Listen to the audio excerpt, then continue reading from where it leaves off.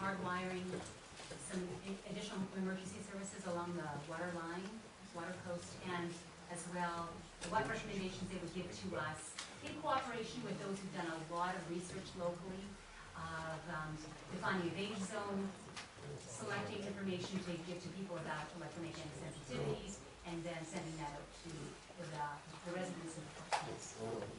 So that's the second motion. We're asking for a report on defining a beige zone.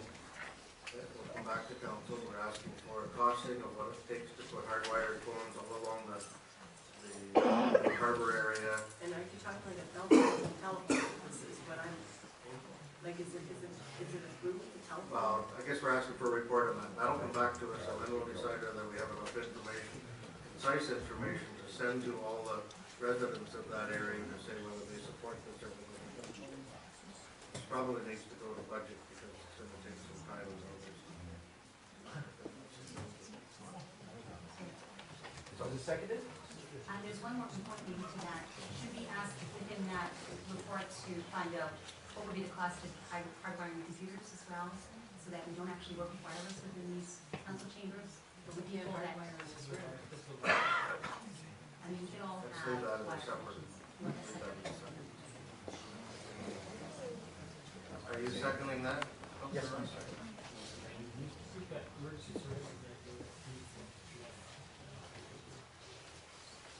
Okay. We'll do that one.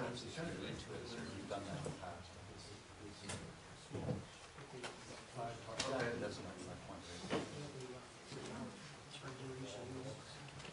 Okay. Getting late. All in favor of the motion to get that report? Opposed? Carried. I guess the other things can just wait until we get that report. Yeah. Please. Councilor reports. Councilor Underwood. Okay, we're going to have a town hall meeting on the 29th. This is Ward 4 and 5, Forest East and Forest West, in conjunction with my partner, well, not that kind of partner, my council partner, Councillor Ken McRae, and we're hoping for Kimball Hall, but it's going to be on January the 29th at 7 p.m. and it's going to be a town hall meeting for our residents, any issue, and bring your issues, bring your arguments, bring your talks. Bring them there, and we're looking for future direction and all the rest of it, just to get in contact with our residents. For a checkup. Councilor Gray. Yeah, just a quick update on the funding for the great dad. The local fundraising is going very well. I think we're a little over the $12,000 mark right now, with checks we picked up over the weekend. The only negative is we have heard back from the Ontario Authority Foundation, and they will not fund this project. So we've got to do some clamoring. We had guys meeting tonight, our Optimus meeting was tonight, and I'll find out a little more tomorrow just what the next road's going to be, but I'm pretty confident that we're going to go ahead and complete the project one way or another. Okay, thanks for that. Any update on the Silver Stick? I know that you were there Friday night to do the opening. Absolutely excellent tournament. I was there Friday night for the opening ceremonies. I was back Saturday evening for a little while. There most of Sunday for the championship games. Absolutely fabulous hockey. Very well run tournament.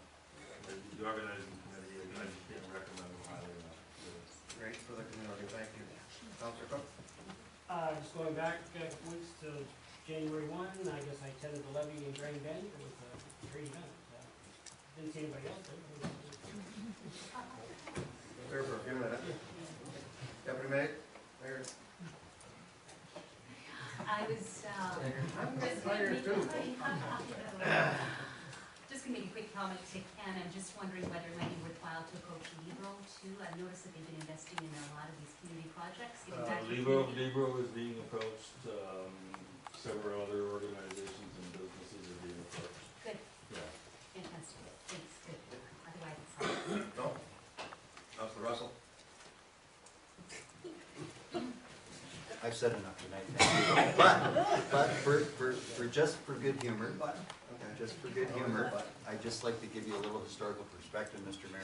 This is when I used to have hair, and this is when Dave here, Councilor McGuire, was young. This is 30 years ago, I think Dave said. Are those dinosaurs we can't see from here? Yeah, it's really, you can pass it around, it's fun, but I'd forgotten that Dave was once young. I had forgotten that I ever had hair. So, thank you, Mr. Mayor. Councilor McGuire. Nothing to report. Councilor Scott. I'd just like to put thanks out to the Community of Director Services for the improvements that are happening in the Fort Franks Hall. The floor in the kitchen looks great. The door now has edging around it all around. The mice can't run in and out as you're standing in the kitchen. The bathrooms are starting to look really nice. It's a very nice update. So thank you. Thank your staff for the painting, because I'm sure it's Brad, isn't it?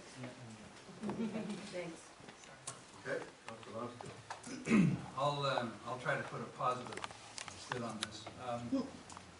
For the last few weeks, I have heard words like grave concerns, taint.